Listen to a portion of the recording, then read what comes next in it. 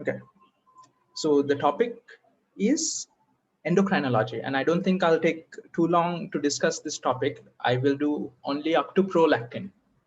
So first of all, the first topic in the book is thyroid development.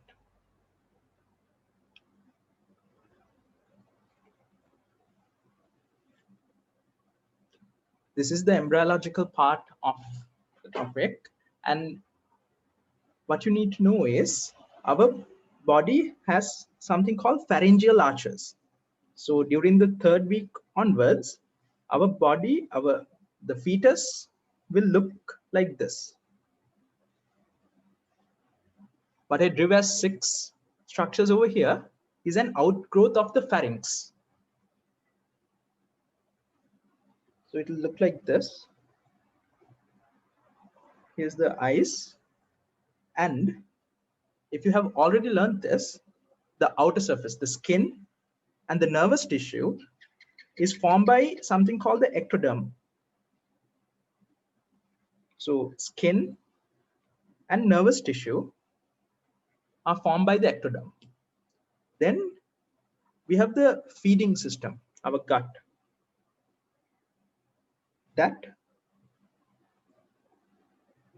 Okay, this is the GI tract that is formed by the endoderm. So somewhere here in this region is where the pharynx is. Now, I need you guys to understand that the thyroid develops from the endoderm.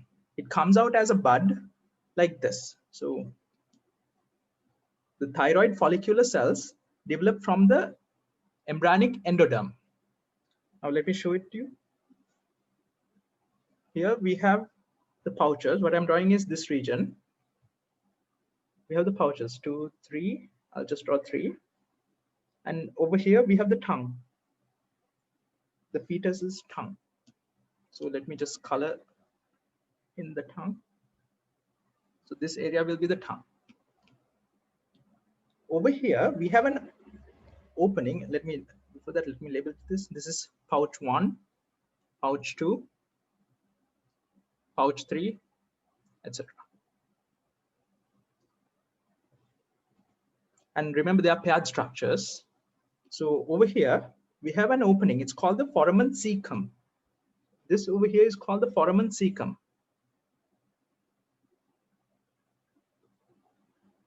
So under that, the thyroid diverticulum will form. The thyroid will start forming like this. And what happens then is this will penetrate into the mesoderm. So the mesoderm contains mainly the muscles, the gonads, the kidneys, mainly the organs outside the GI tract. So the GI tract is made up of the endoderm, the inner organs, such as the muscles, the heart, everything is made by the mesoderm. Okay. So what happens is this will penetrate into the mesoderm.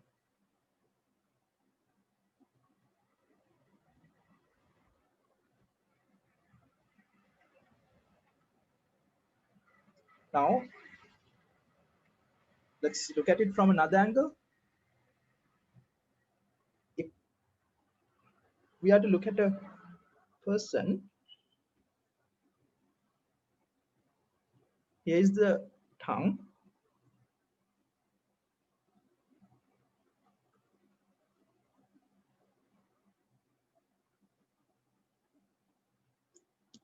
And over here we have the Foramen Cecum. This is our tongue. And over here we have the Foramen Cecum, and we have the thyroid developing inside that.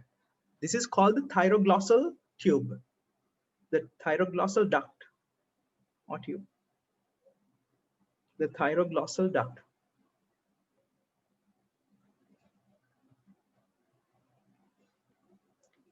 Now that will go down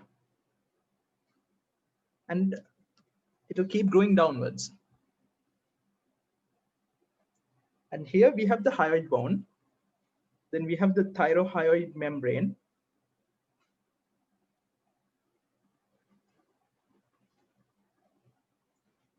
This is the thyroid membrane. And here we have the first and the second tracheal rings. So what happens is the thyroglossal duct will grow downwards, and as it comes to its position, it will grow into the structure that we know as the thyroid. So over here, this is at the level of the first and second tracheal rings. This is the over here we have the thyroid membrane. So what that means is this is the hyoid bone and this is the thyroid, and between that you have the thyroid membrane. Now let's talk about some situations that can arise. So what happens if the thyroid doesn't go all the way downwards? Let's say the thyroid, this thyroglossal duct doesn't go all the way downwards here. So what that happens is, when that happens, you can get the thyroid gland growing in your tongue. It can grow as a thyroid gland in your tongue. Okay. So the thyroid gland can be present over here as the lingual thyroid.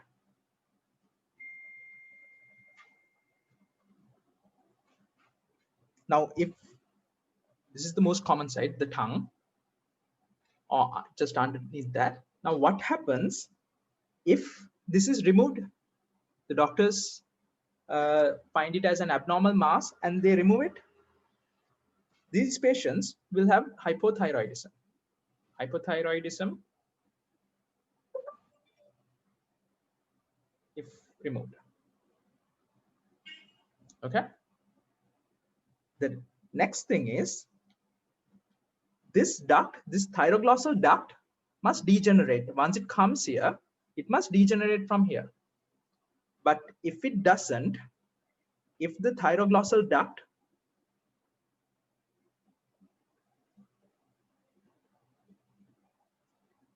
doesn't degenerate, it can lead to two situations. So first, it can be called the pyramidal lobe of the thyroid gland. In some people, it is called the pyramidal lobe. But in some people, let's say the top part of it is degenerated and the middle is still in the process of degenerating, and then the bottom part gets degenerated. So this part gets degenerated, this part gets degenerated. Look at this anatomy and tell me, this will form a cystic structure. This will form a cystic structure. Will it be present in the midline or will it be present on the sides? Look at this structure and tell me, will it be present on the midline or the sides? Someone unmute and answer. Come on, guys. Look at the way it's going down. Will it be present as a midline mass like this or on the side laterally? Midline. Yeah, it has to be pretty obvious. It's going downwards, it's growing downwards, and at a certain point, the duct has not properly disintegrated. So what will happen is it can form a cystic mass, which is painless. Cystic painless mass. It will be a mass on the neck, which is painless, which moves with tongue movement. Okay. So understand that this can remain as a medial mass, which will move with tongue movement. Now, we are talking about neck masses. This is one neck mass. Let me talk about the other type of neck mass you can usually get. Okay, one question. Can someone tell me why it's painless? Can someone think and tell me why it's painless?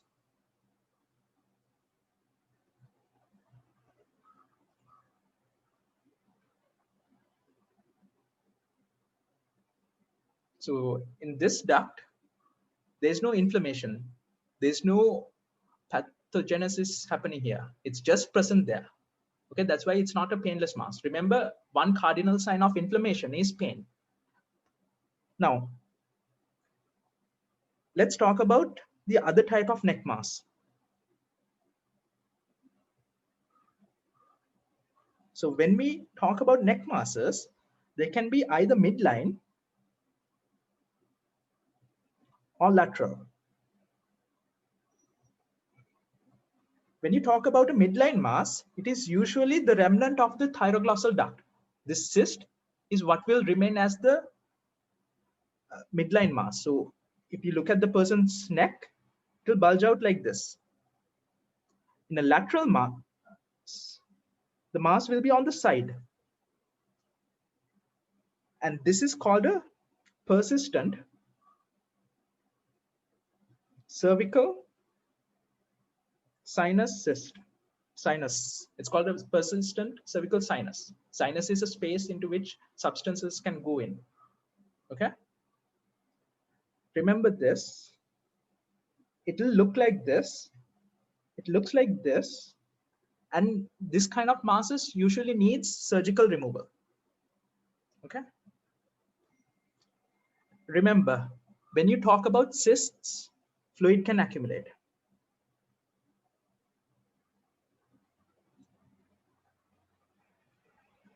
A cyst, the basic definition is a fluid-filled mass. So when that happens, this can grow. Okay. So did I miss anything?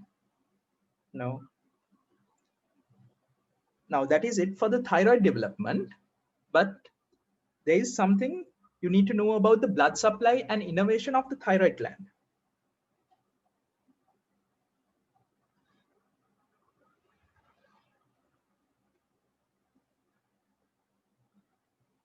Okay. So the blood supply and the innervation. Here's the thyroid gland. I'll just draw it like this. And the blood flow, I will draw on one side. So on this side, I will draw the blood flow. And on this side, I will draw the nervous supply. Now, we have the arch of aorta. This is our arch of aorta. And we have, what is the first branch of the arch of aorta? What is the first branch of the arch of aorta? Guys, unmute and talk.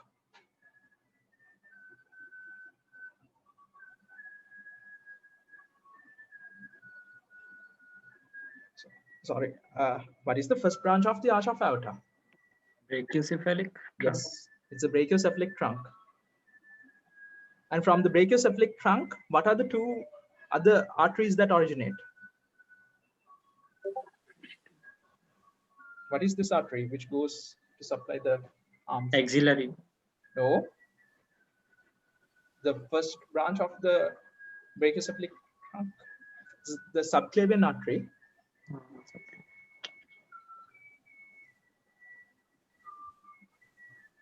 So from that, you get the inferior supply to the thyroid gland. It's called the inferior thyroid artery. Okay. And what is this artery? It goes up, divides, it has a sinus, and it divides into two. Okay, the internal one has the sinus, and it divides into two. What is this artery? Common carotid. Yes. So this is the okay, this is supposed to be the external one because I'm drawing it on this side. So this is the external carotid artery. And that supplies the superior thyroid artery. So that is it for the blood supply of the thyroid gland. Let's talk about the nervous supply.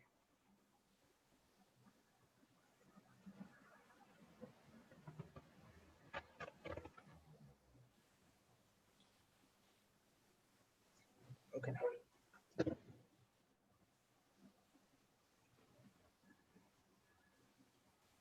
Can someone tell me what is this structure?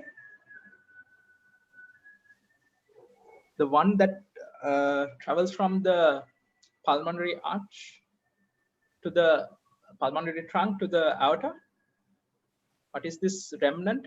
It used to be an open structure where there was a communication, but then it is replaced by fibrous tissue. What is this?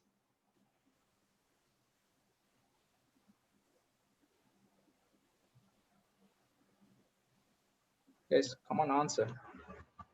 Okay, I'll come to that again. So we have two nerves. One is the vagus nerve. The vagus nerve comes and goes under. Can anyone tell?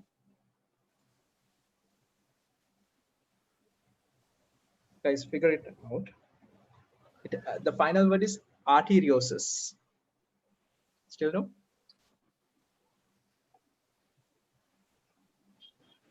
So this nerve, the vagus nerve,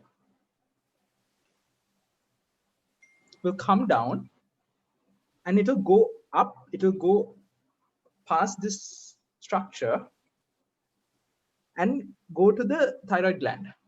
This is called the recurrent laryngeal nerve.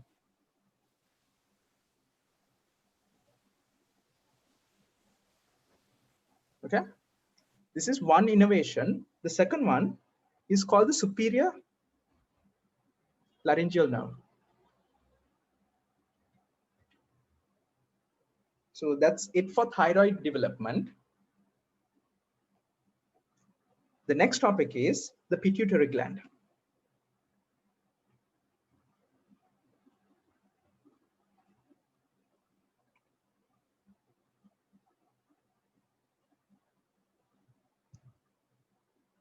Okay, I will not leave this and go. This is called the Ductus Arteriosus. Otherwise, it will be incomplete. Okay. Now, this is a gland which is developed and is related to the hypothalamus. So if you guys don't know how to draw the structure of the hypothalamus from the nervous system, let me just show you guys. So I've drawn this structure several times in the neuro classes.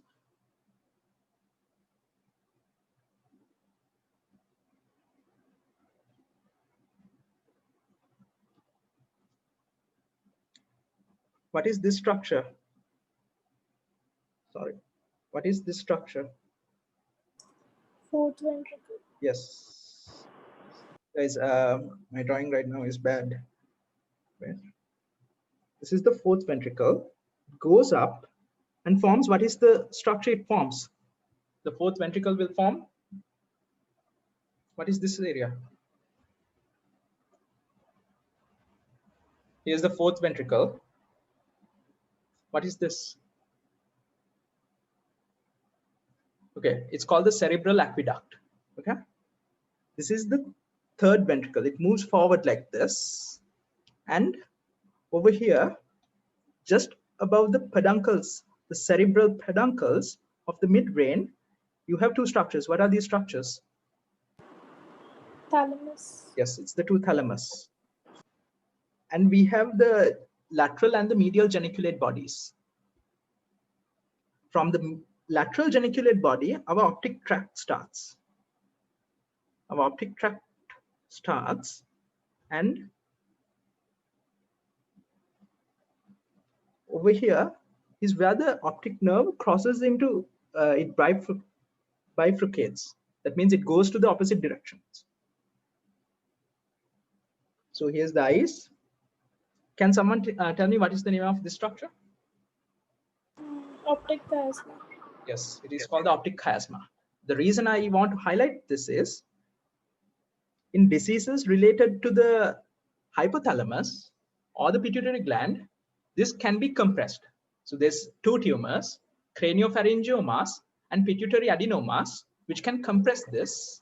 So you get symptoms of vision, bilateral vision loss. Now, this area between the third ventricle and the two thalami is called the hypothalamus. This is the hypothalamus.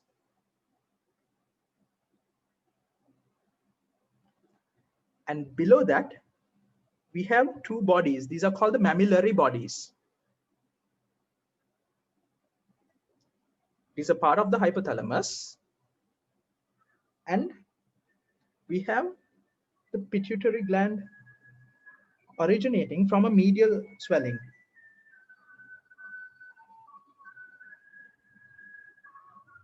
So this area is called the medial swelling. And this region is called, can someone tell me the name of this? It's called the tubus cinerum. So that's the part to which the medial swelling will be present, and that will lead to the formation of the pituitary. Now, this is called the infundibulum. And here's the posterior pituitary and the anterior pituitary. And if you guys know your anatomy, you should know that the circle of Willis is going to be present in this region. Here's where the circle of Willis is going to be present. If you haven't learned this yet, don't worry. This is neuroanatomy. So that is where the circle of Willis is going to be present. Now, I'm going to take the hypothalamus and the pituitary as a whole. Okay. So let me draw the hypothalamus. This will be the hypothalamus.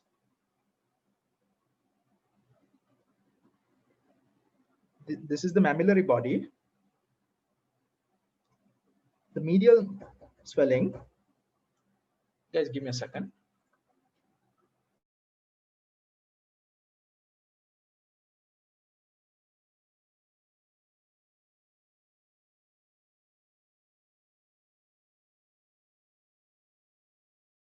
Sorry, guys. Okay. So this is the medial swelling. And from there, we get the infundibulum. These are highly disproportionate, but I need to draw it like this because there are structures I will draw in the middle of these.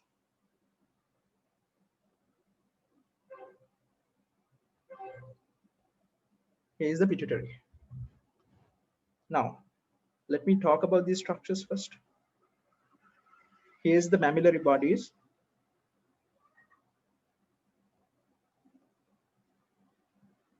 There's two on either side. And then this region over here is the tubus cinerum.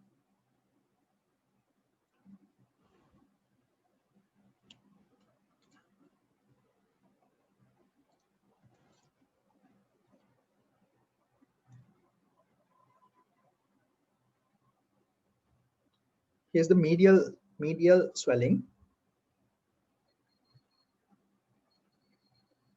Here's the infundibulum.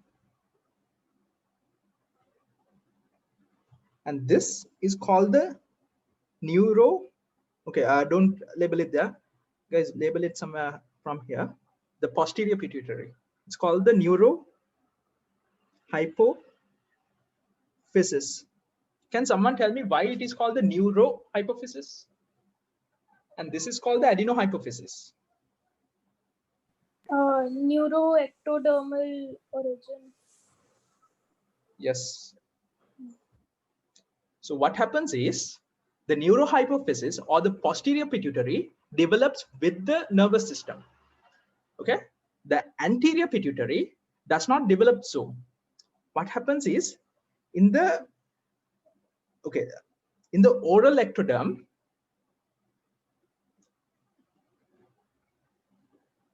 there's a structure called Rathke's pouch, R-A-T-H-K-E pouch.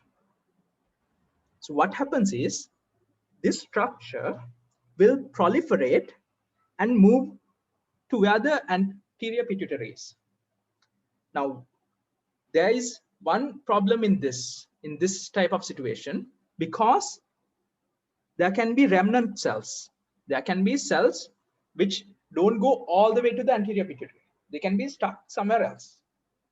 Okay, that can develop into a tumor. Can someone tell me the name of the tumor?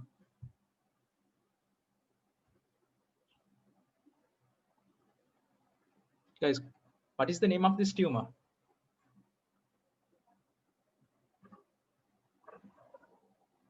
It's called craniopharyngiomas. Okay, I didn't have space, sorry. What this tumor does is it usually will grow. Okay, it will grow and compress the optic chiasma. Remember, guys, I told you it's disproportionate, so it can grow and compress the optic chiasma.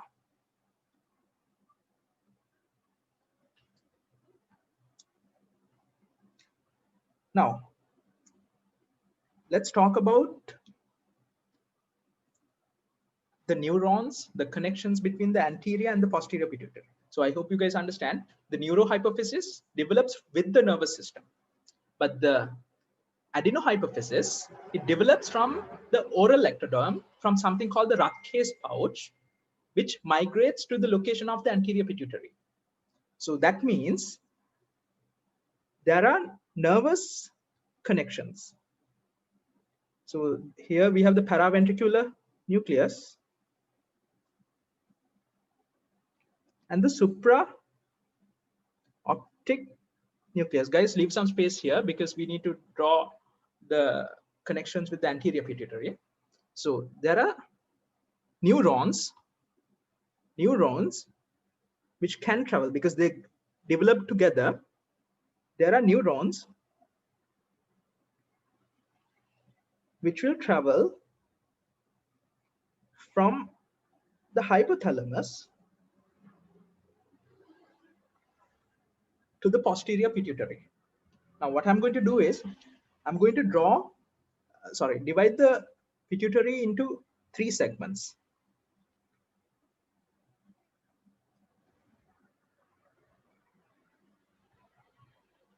So there has to be a point in which the two join. That is called the intermediate pituitary. Okay, back to this.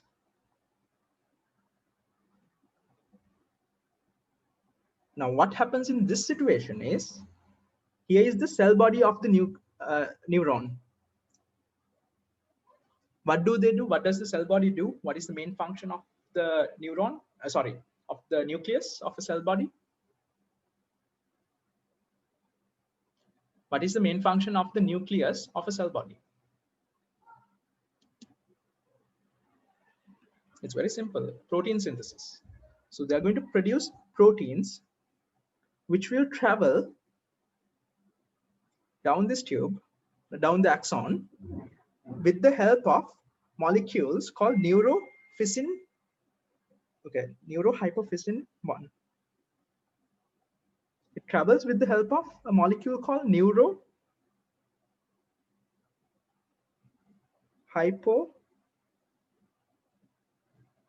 Now, guys, I told you in the beginning that USMLE first aid will ask, that is the holy grail of studying for USMLE. They will ask from every single nook and cranny, and they have even asked about this protein.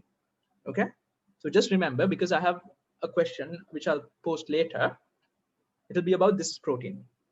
It is going to transport these vesicles which contain the hormones to the posterior pituitary. So that's one hormone. The other one will also come along the axon, and it will be stored as vesicles in the posterior pituitary. Now, when needed, they will release it into the blood. Is the blood supply? They will release it into the blood. Can someone tell me the 2 hormones released by the posterior pituitary? What are the 2 hormones released by the posterior pituitary? Oxytocin and ADH. Yes. ADH is mainly synthesized by the supraoptic nucleus, but it can also be synthesized by the paraventricular nucleus. ADH and oxytocin. Now, that is about the posterior pituitary.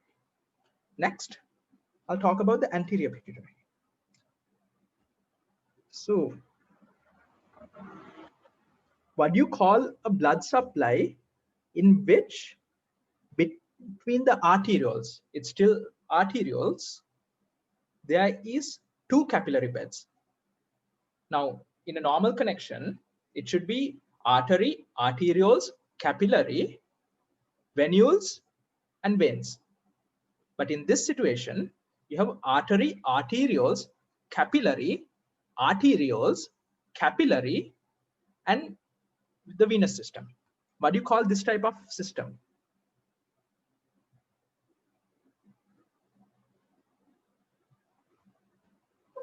What is this type of system called? Yes, it's called a portal system. Okay, see, here's the arteriole, another, then the capillary, then the arteriole, and again a capillary bed. So you need capillary beds to allow substances produced by something to diffuse into blood, because substances can't penetrate into arteries or arterioles. It's very difficult. There's a thick muscle layer, but in capillaries, it's just one cell thick endothelial lining. So there are some neurons in the hypothalamus which secretes their substances into this portal system. The other portal system in our body is in the liver. They will produce these substances and they will go and work on the cells of the anterior pituitary. They will come here and they will diffuse out and work on the cells there. Now, I'm going to color 2 regions. One will be in blue, the other one will be in red.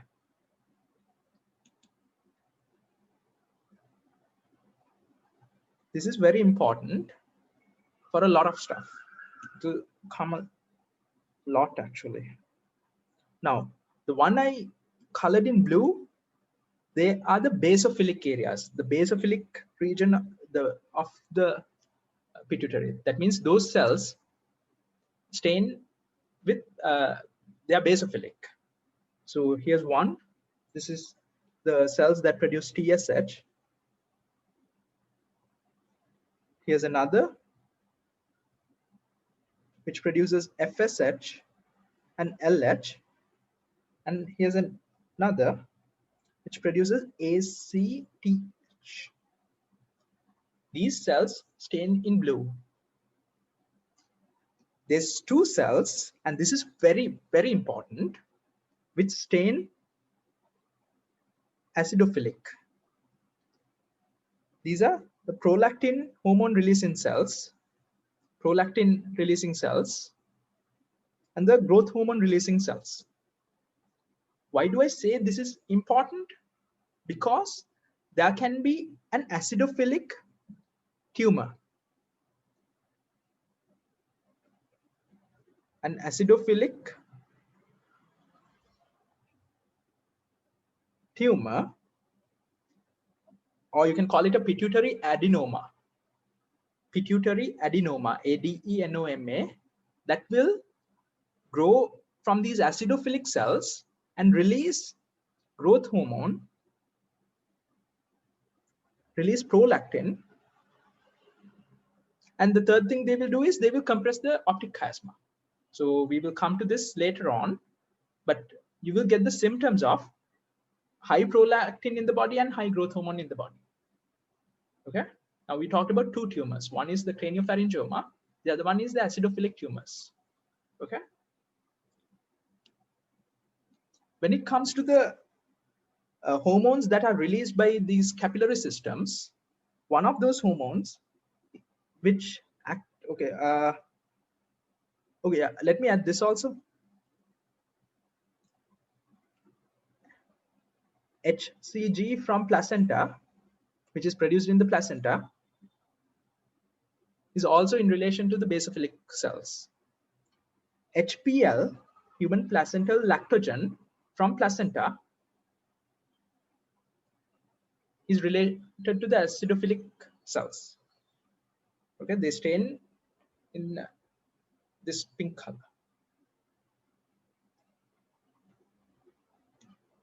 Now let me just talk about the hormones that come from here, from the hypothalamus, and activate these. Okay. One hormone comes and inhibits this. What is this hormone called? The prolactin release.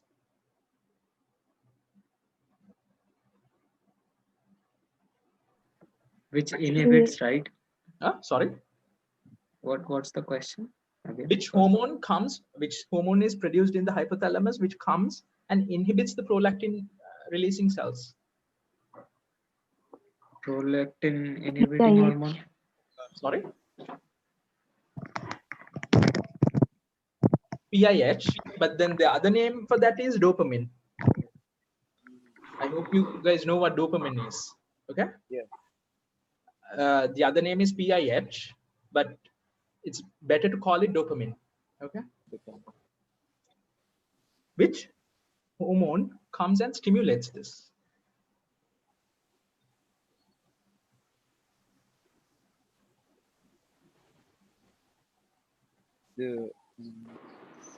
Okay. Serotonin. Actually, it's the TRH. TRH.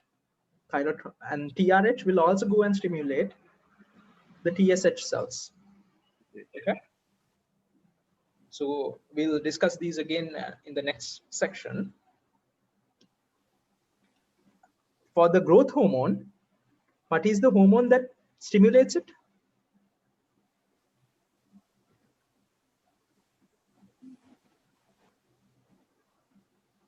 It's called growth hormone releasing hormone. And which hormone inhibits this?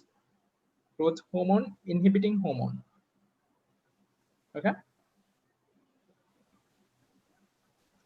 There's another name for GHIH. It's called somatostatin. Okay. What? Somatostatin. Let me write it.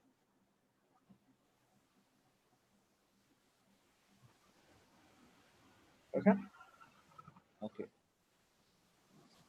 Now, which hormone activates the FSH-LH producing cells?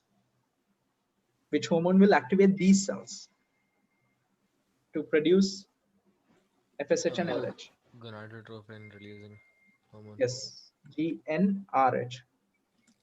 That will cause the release of FSH and LH. Now, which hormone will cause these cells, ACTH, to be produced? It's called CRH, corticotropin releasing hormone. And CRH, there's a very important relation you need to know. The intermediate zone, you have MSH synthesizing cells. It's melanotroph stimulating hormones. So these produce a hormone called melanotropin. Let me explain this. Just follow along. This another type of cells which are not related to these colors. It is called beta endorphin releasing cells. So these cells release beta endorphins. Now, these three have a common precursor molecule. It is called pro-opio-melanocortin. Pro-opio-melanocortin. This is the common precursor molecule. So what happens then is, when these cells, let's say CRH comes and stimulates ACTH production, this will also lead to the production of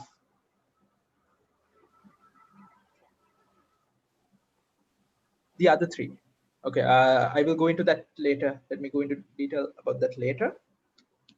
The other thing, the last thing you need to know about this whole huge structure is the structure of the hormones of these two, FSH, LH, and TSH, the structure, and HCG, HCG2. These three have two subunits. One is called the alpha subunit, and here's the beta subunit. Now the alpha subunit is common to all three, while the beta subunit is what determines which hormone it is going to be. Okay, its function is determined by that. You guys understand this? If you have any doubts, you can ask. Next, the next topic is the adrenal cortex and the medulla. Okay, before that, I'm gonna send you guys some questions. Let me see if you guys can do this. Yeah.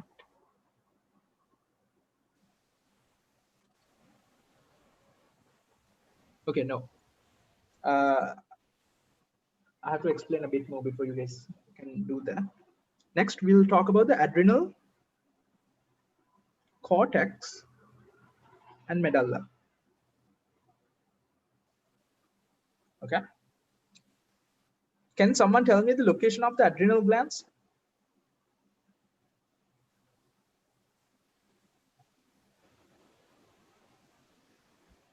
What is it sitting on top of? Kidneys. Yes. It is like a hat sitting on the kidneys. And the outer structure is something called a capsule. What I'm drawing right now is the capsule. And in the middle, you have a medulla. This is the medulla. And there's three regions. So there's three regions. This is called the zona glomerulosa. Zona glomerulosa. Then we have something like fascicles. You know how white matter nerves have fascicles? Similarly, we have fascicles like this that goes all the way down to form the roots. It's like a tree. Basically, it's like a tree. So when I say roots, there are cells like this.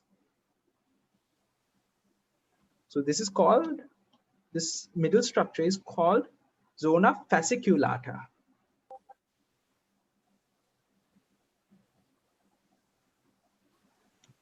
And what is at the bottom is zona reticulata, reticularis. Okay, do you guys have any questions? So This zona reticularis is the adrenal cortex, right? yes, all these three are the cortex structures. So we have the capsule on the outside, then we have the three layers which are part of the cortex, and in the middle we have the medulla. Okay, let me talk about the three regions based on their functions. So first I'll take a glomerulosa cell, zona glomerulosa cell. Next I'll be talking about the fasciculata cell, and then I'll talk about reticularis cells. Finally, we have one type of cell, okay, now, which we need to know from the medulla. It's called chromophil cells. Now what happens here is, these are the glomerulosa cells, okay? These will be stimulated by a substance called angiotensin II.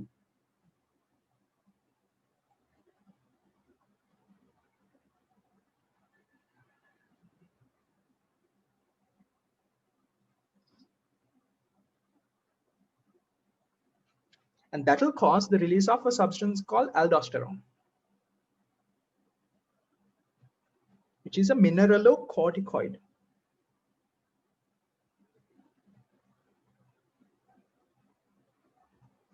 Now, the zona fasciculata cells, they will be activated by two hormones. One is ACTH, the other one is CRH, and they will secrete a hormone which increases the blood glucose level.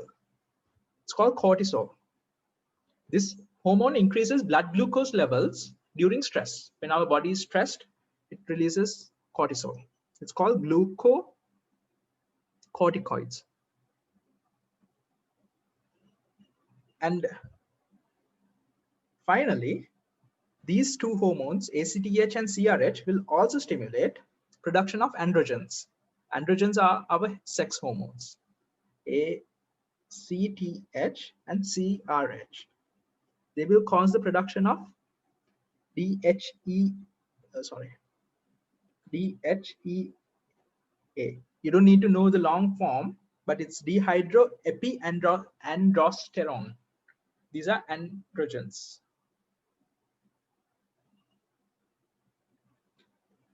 So there's a mnemonic to remember this. Remember, aldosterone causes salt reabsorption. And glucocorticoids are present to increase the blood sugar. So there's a mnemonic to remember this.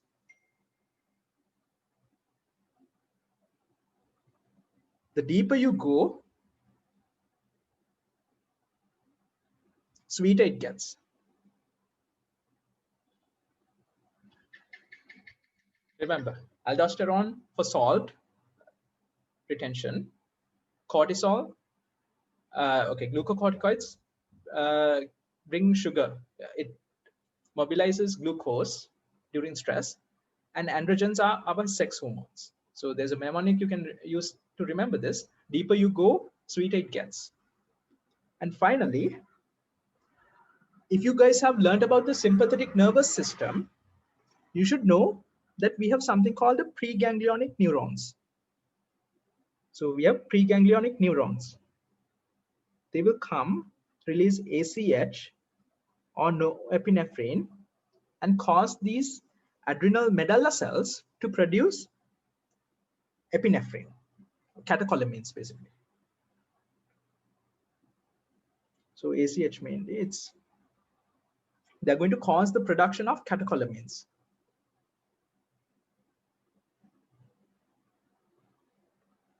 Such as epinephrine and norepinephrine.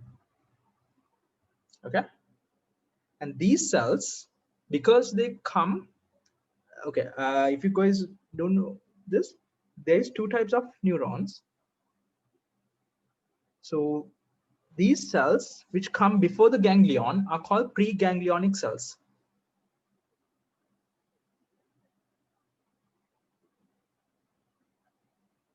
And this is the post-ganglionic neurons.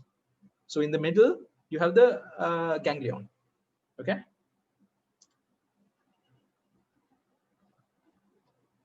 Now, what happens is these preganglionic cells,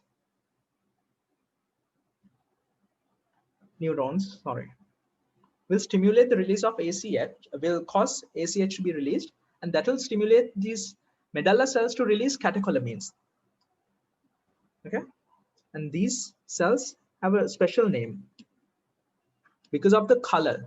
They take up chromium, so it's called chromophil cells.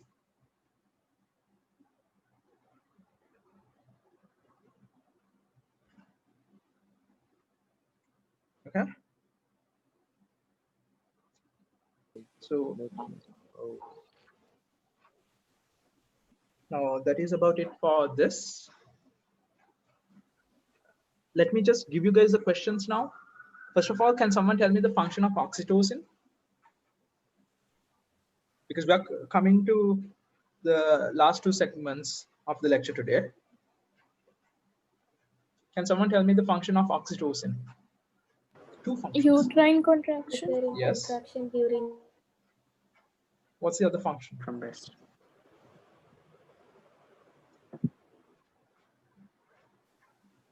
So there's two functions. One Milk of them, ejection from breast. yes. One is uterine contraction. The second one is milk ejection. Which hormone produces milk? Prolactin. Prolactin. Okay. Remember that. Two functions of oxytocin are uterine contraction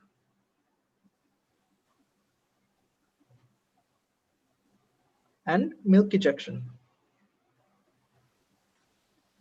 There's a third one. It helps modulate stress, anger, and other emotions like that. There's a third one. Modulates stress, anger, fear. Here. Yeah. The mood, depression, and social bonding. Here are the three functions, but the main two functions are uterine contraction and milk ejection. ADH has two functions. Okay. ADH will go into this in low concentration, works on principal cells of distal convoluted tubules and the collecting duct, causing water reabsorption.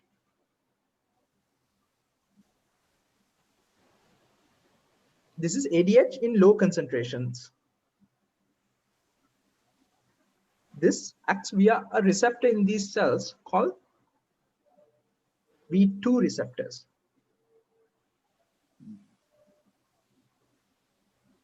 When the ADH increases in concentration, when the ADH concentration is high, it will cause vasoconstriction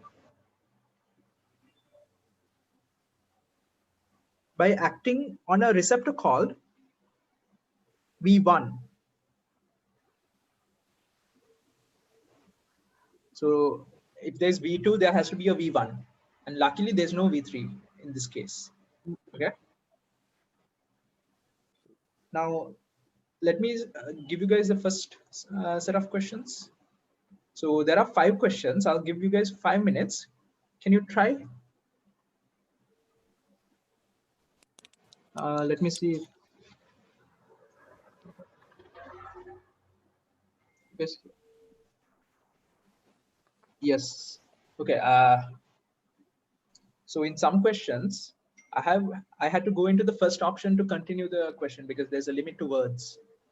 So try the first question.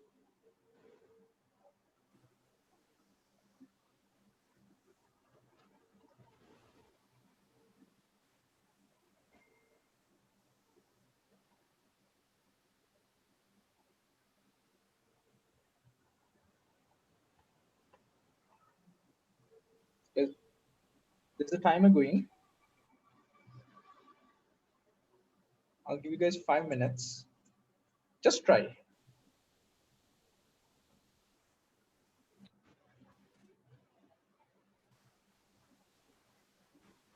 And these are cases from USMLE.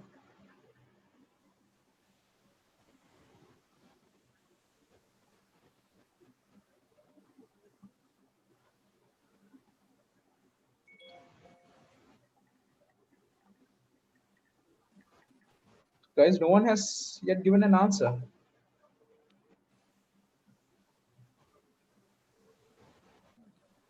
Taking my time to read.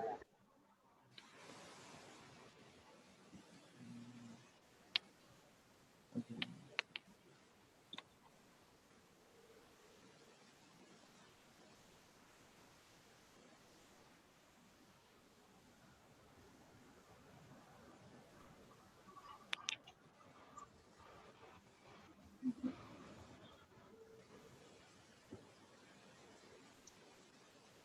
The adrenal cortex produces thyroid hormone, is right?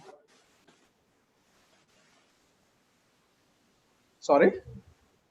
The adrenal cortex, it produces the steroid hormone, right? Wait. Which question is that? Not just because I read like in the adrenal cortex, I was confused.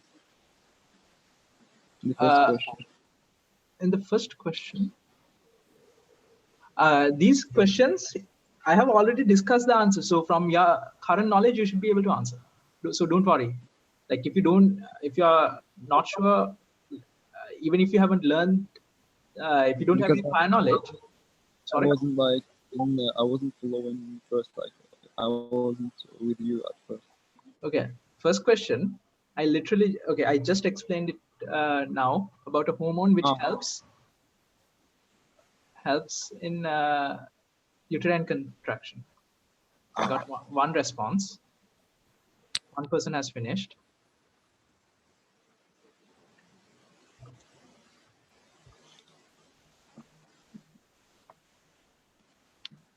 So this is the way you get the questions in USMLE. It'll all be cases.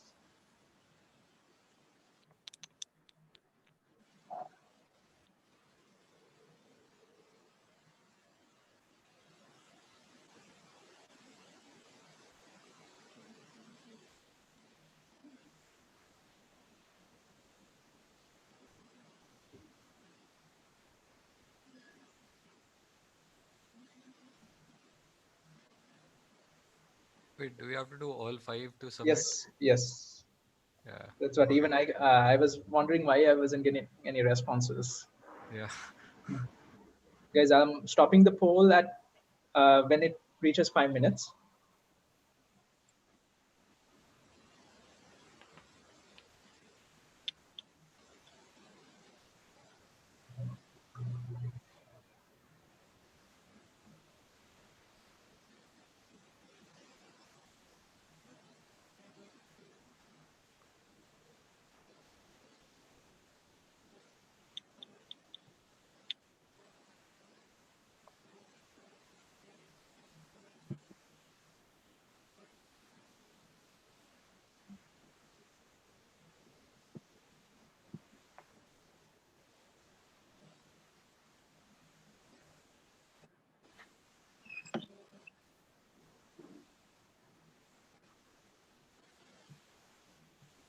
अरे camera on है, हटो हटो हटो, पूछा भी नहीं.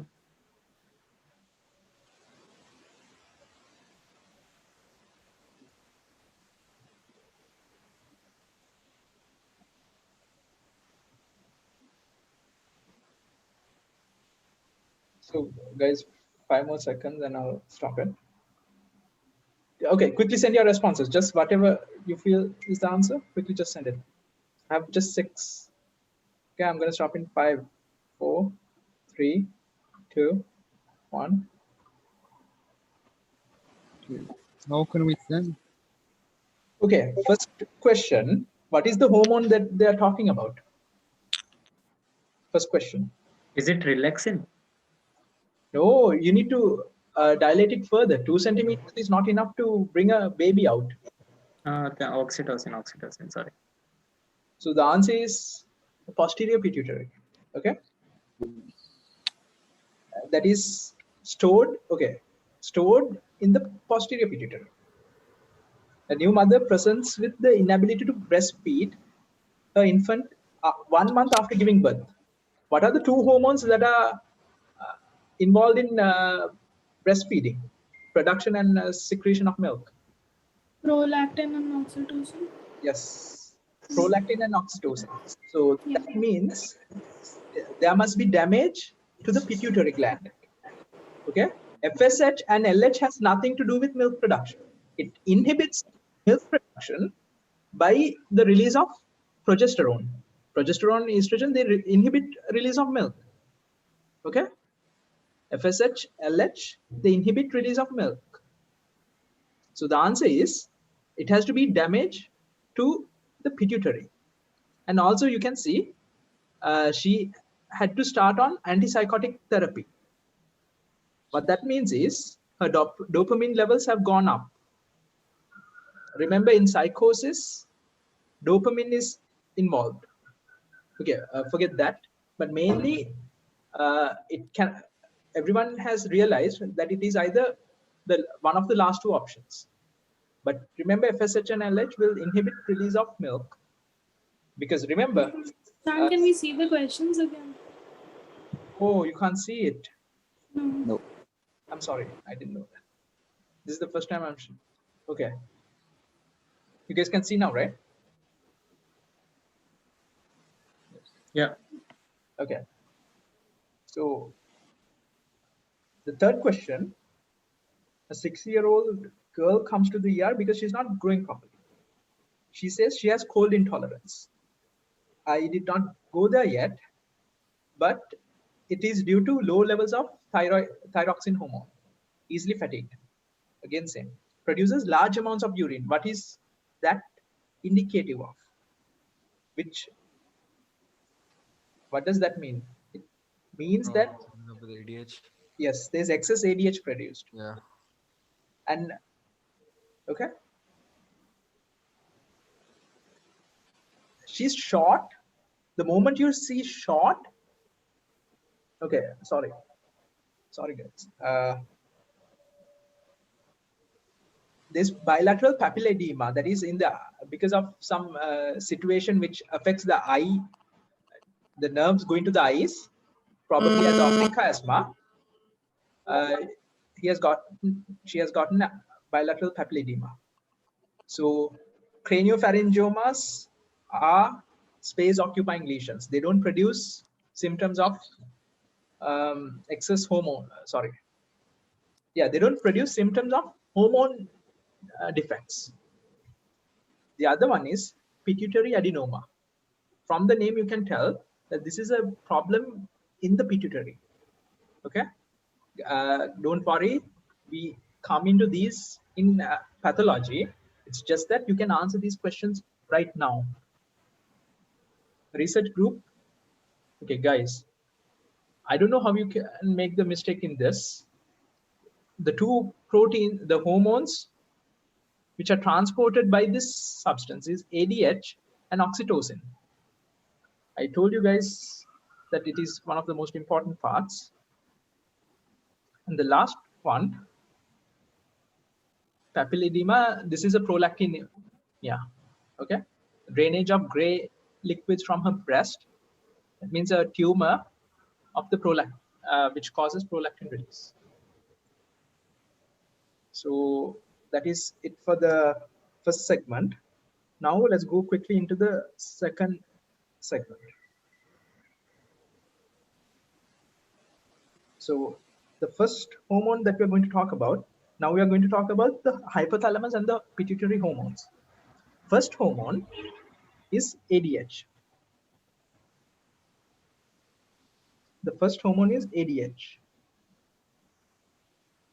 Now, what happens is our hypothalamus gets activated when there is,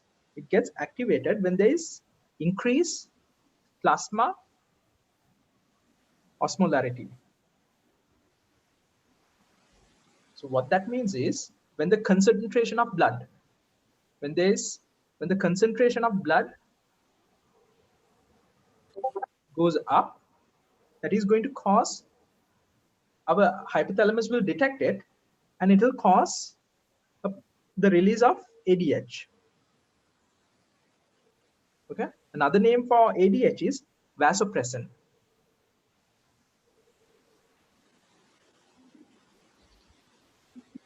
Now, if the hypothalamus detects it as not a large increase in osmolarity, if the blood is not really that concentrated, it will release less ADH.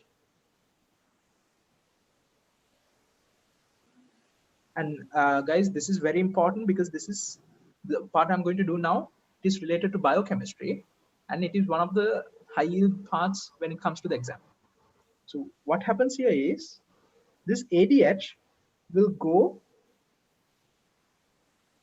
to the distal convoluted tubule and the collecting duct, and there are cells there called principal cells.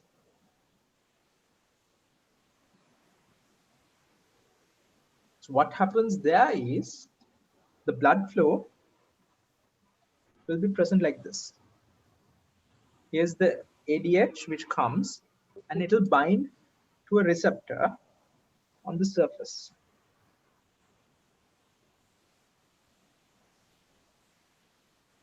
This receptor has, how do you say, it crosses the membrane 7 times. Okay, It's called a 7-pass receptor. So the ADH will come and bind to this receptor, and it will activate a cascade of reactions, which I'm going to discuss now, and which is very important. So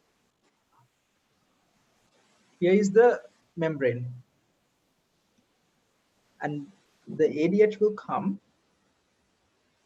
and bind to this receptor. The ADH will come and bind to this receptor. When that happens, there's something called, it is coupled to something called a G protein. The reason you call it a G protein is because this protein is attached to a GDP molecule. And this G protein has an alpha S for stimulatory subunit. Then we have the beta S subunit and the gamma S subunit.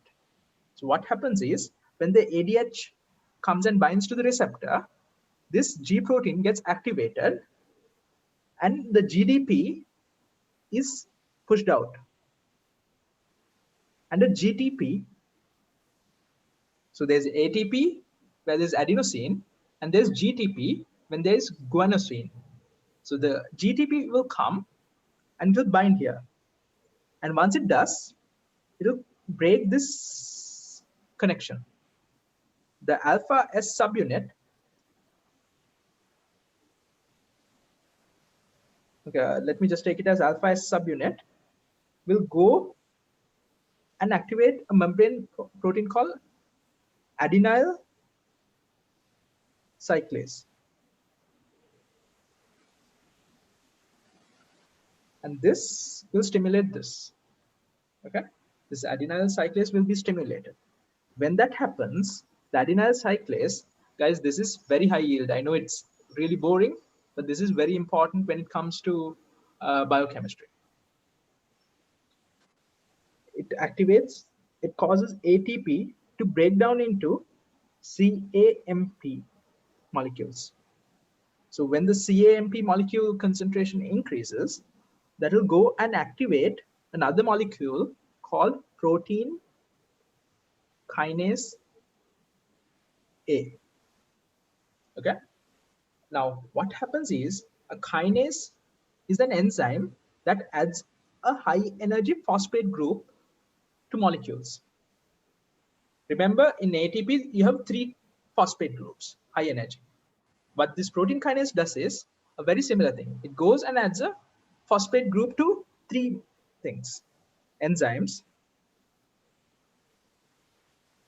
to transcription factors,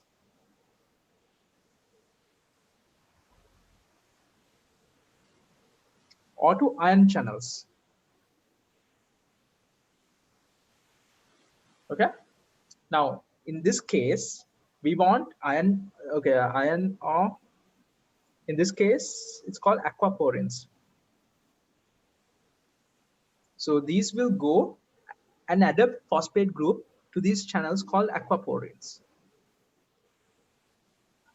This is not relevant here. This is not relevant here. This is what's relevant for us here. Okay. So what these aquaporins do is, from the name you can understand, it will go to the membrane. It will go to the membrane like this, and it will cause water. It provides a channel for water to enter into the cells, and the water will go back into the blood. This is how this system works, and this receptor is called a V2 receptor. And guys, this thing will come, this it's called the G stimulatory pathway, G protein stimulatory. S is for stimulatory. This will come in a lot of topics, in thyroid hormone, in a lot of hormones, in biochemistry. So you guys need to know this pathway. You need to memorize this or understand it and know it. Okay. So water will come inside. That's why I took the time to do it here. It's Do you guys understand this? If you don't, you can ask me. Because there's one more pathway.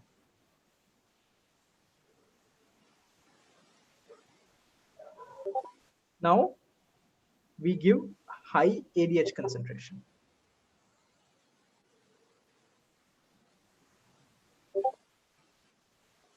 Okay, we have high ADH concentration.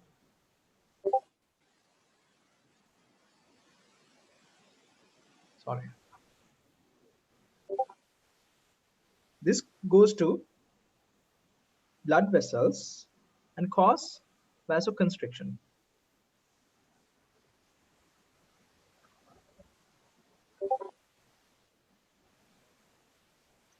So I will not discuss the pathway for that here. No, I'm gonna do that because then it's complete. So in this case, what happens is these ADH molecules in high concentration will go and bind to the V1 receptors on the blood vessels.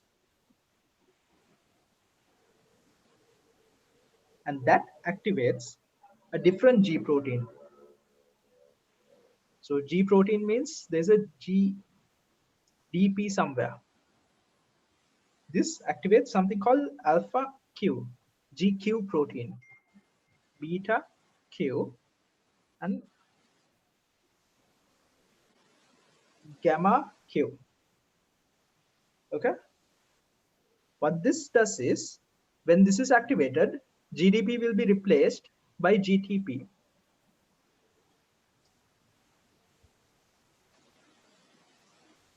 And that will cause GQ to be released, the alpha part of it,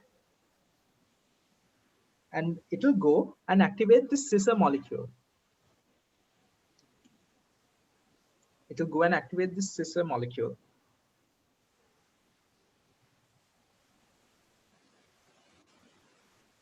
And this is called phospholipase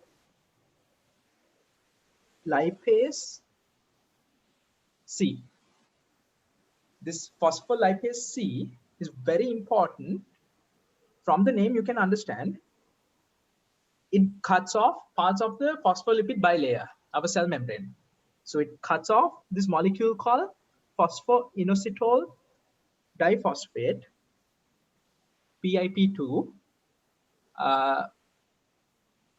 It will break it down into two molecules.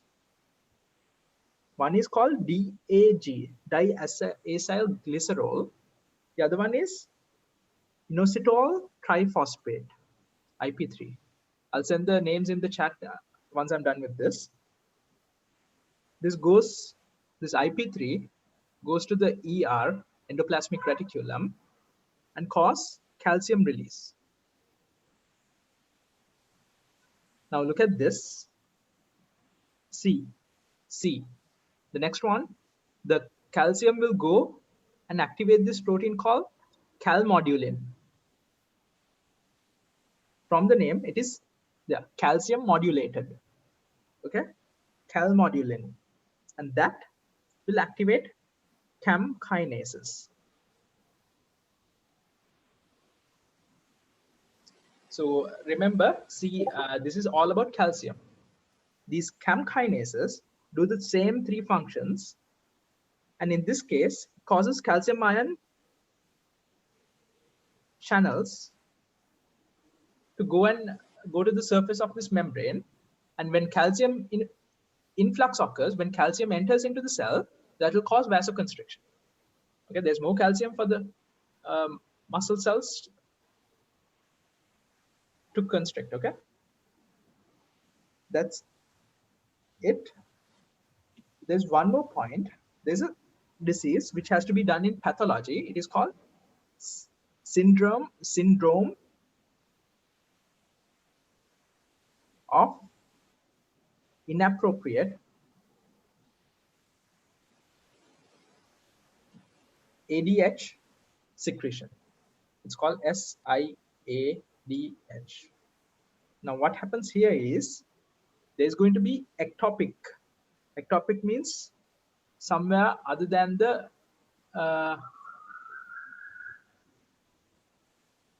hypothalamus. This is the lungs. So this is a tumor called small cell lung carcinoma. If you are studying pathology, you should know this by now.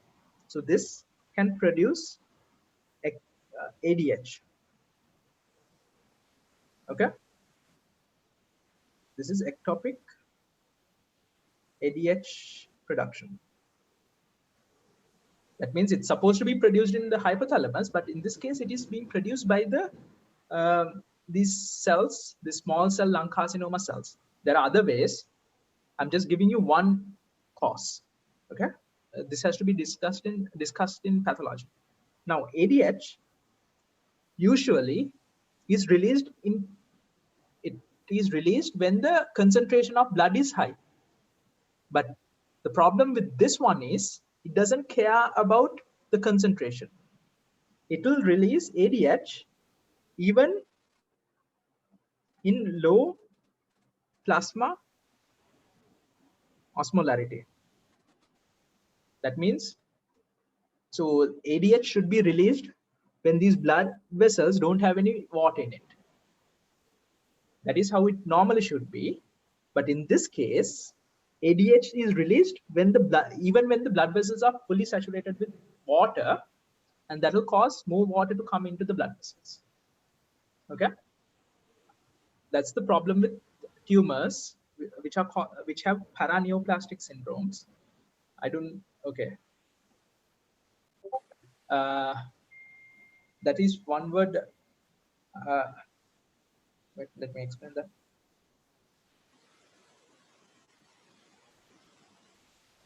So let me just simply say it like this: a tumor is supposed to grow.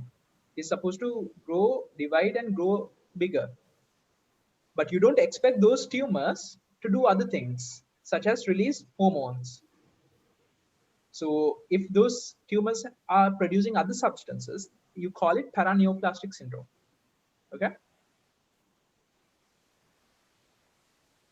Now, that's the first hormone, and that's the biggest hormone we have to discuss. So the next one is oxytocin. I have already discussed that. Let me go into the next one. Okay.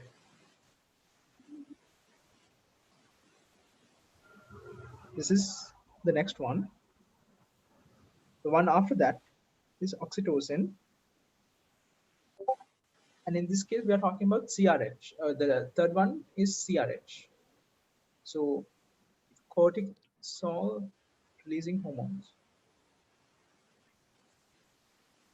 The precursor molecule for this is propionmelanocortin.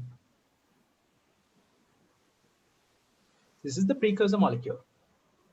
And what happens is, if there is stress, the normal release is because of stress plus circadian rhythm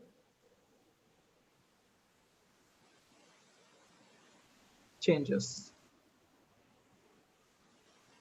That causes the hypothalamus to produce CRH, and this is a precursor molecule to three substances: beta, endorphins, ACTH, and MSH.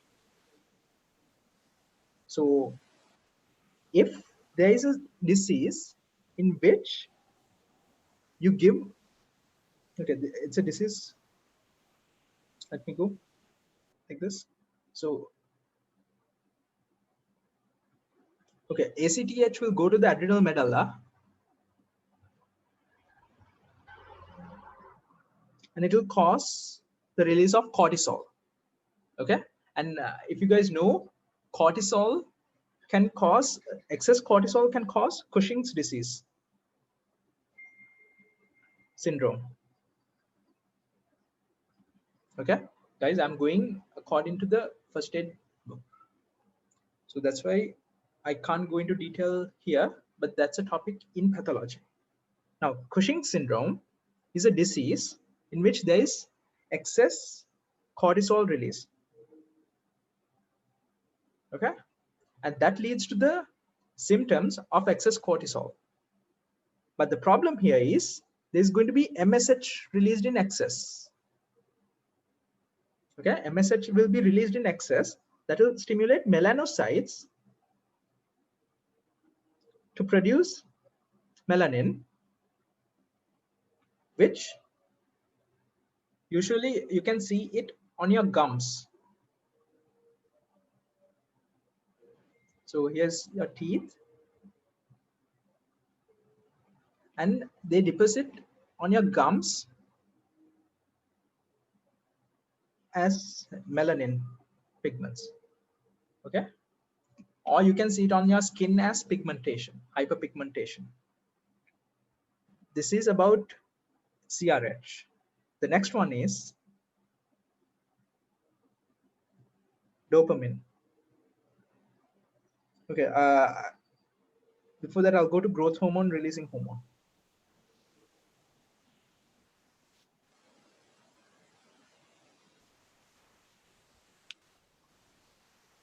The fourth one, growth hormone releasing hormone and growth hormone inhibiting hormone. I'll do both together. This is called somatostatin.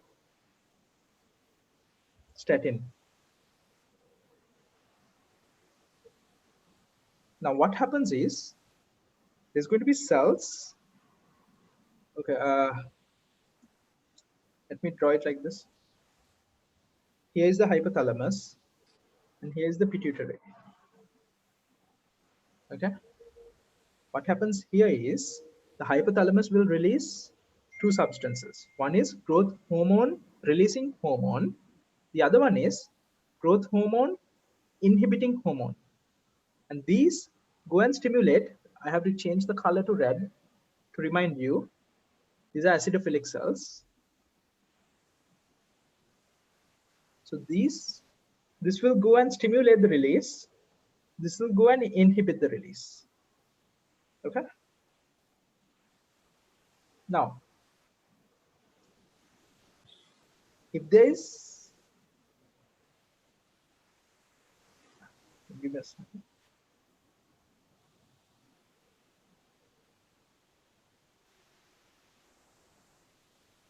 Okay. Now let's say there is going to be less growth hormone produced in our body. Let's say a patient has HIV. What happens in these patients are, these patients will initially look like this. They will look fat normally. How you look, okay? But over time, they lose the fat deposits where it should be.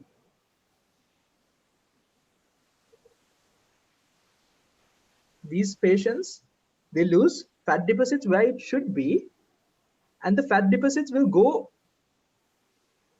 and deposit in other places. Okay, they will deposit in locations like the heart and the muscles.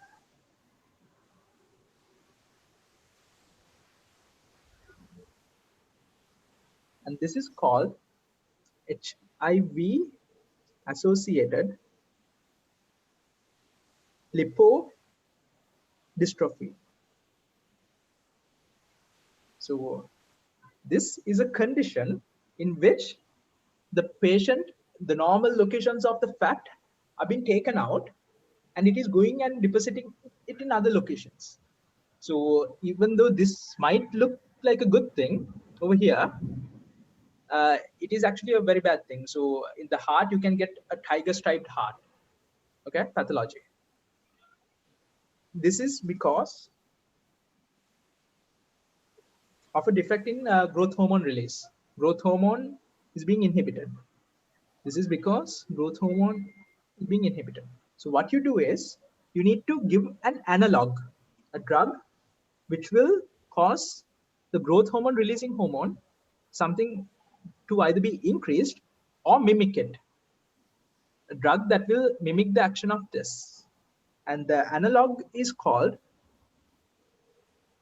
tesamorelin. Sorry, tesamorelin.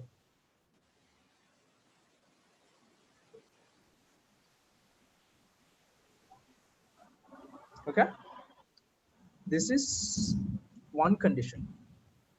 What happens if growth hormone is being synthesized in excess?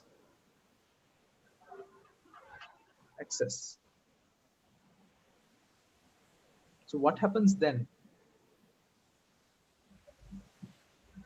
What is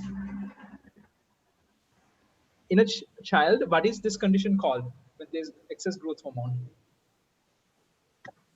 Gigantism.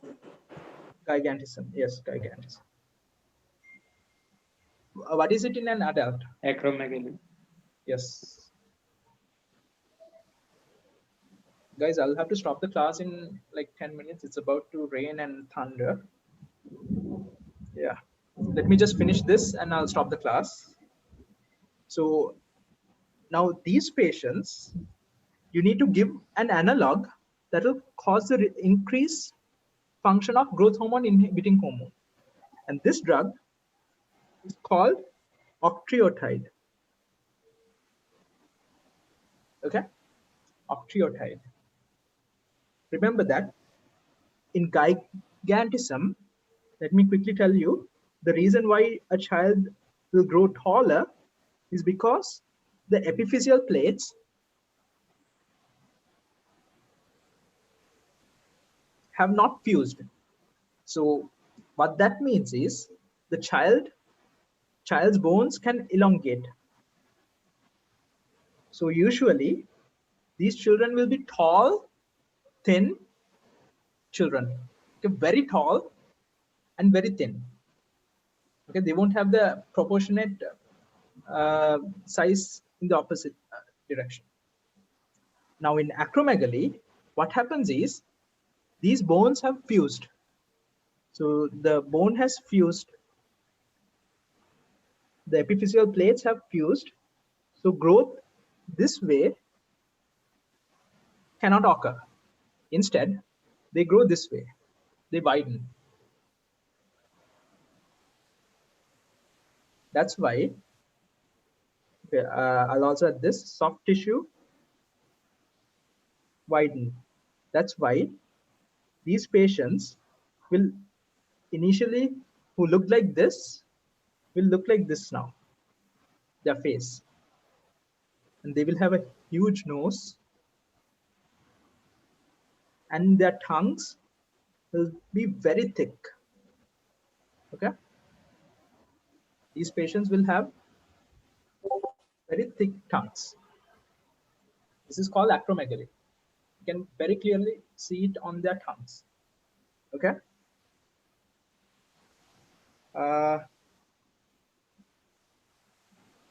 Okay, let me quickly finish this. I'm almost done. If it rains and the power goes off, let's come to it when it happens. The next one is gonadotropin releasing hormone. Okay? So the hypothalamus will release GnRH. Okay? That goes and stimulates these basophilic cells to release FSH and LH. And these are released as pulses. Okay? They're not released continuously. They release it as pulses. Okay? The other hormone which is released in pulses is growth hormone.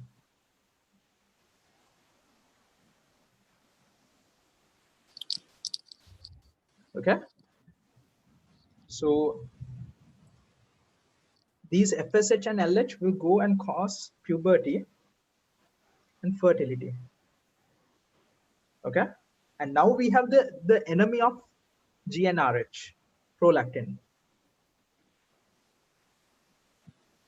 Now, what happens in prolactin is we have TRH, and we have dopamine. So the TRH will go and stimulate these acidophilic cells to release prolactin. So the TRH will go stimulate these cells to release prolactin. Dopamine goes and inhibits this. Okay. And what prolactin does is, these dirty buggers, they will first inhibit the release of GnRH. GnRH is inhibited. So that leads to, so when that happens, ovulation, spermatogenesis is disturbed. These patients, females, will not have their menstruation. And because remember, what is the hormone that is very important for maintaining bone mass in females? Estrogen. Yes. Remember, till menopause, women do not get osteoporosis. But after they pass menopause, they will easily get osteoporosis because estrogen here is disturbed. Then hypogonadism. That means the gonads are small and underdeveloped because you need GnRH to cause the release of FSH, LH to make sure that the gonads are working properly. Okay. All these because of the low estrogen and progesterone. Now, when it comes to prolactin, if there is release of prolactin, it causes lactogenesis, development of the breasts, and this is needed for breastfeeding. Okay. Last two. Seventh one, TRH. And so TRH will be released, and what it does is goes to the pituitary and causes release of one TSH and prolactin.